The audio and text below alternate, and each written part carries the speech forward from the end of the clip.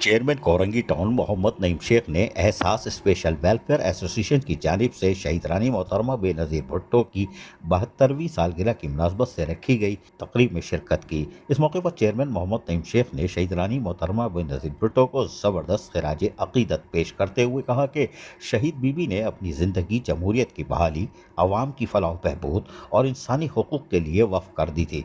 वो एक बहादुर रहनुमा थी जिन्होंने पाकिस्तान की ख़वातीन को बाइख्तियार बनाया और दुनिया भर में मुल्क का नाम रोशन किया।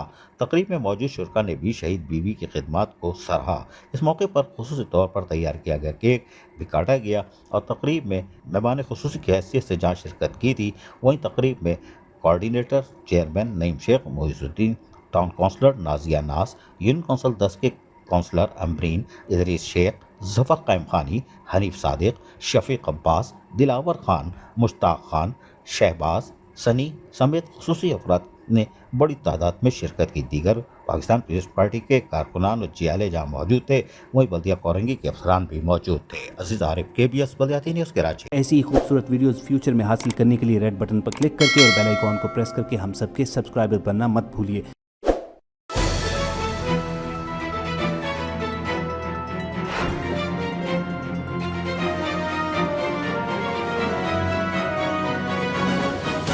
KBS बल्दियाती न्यूज़।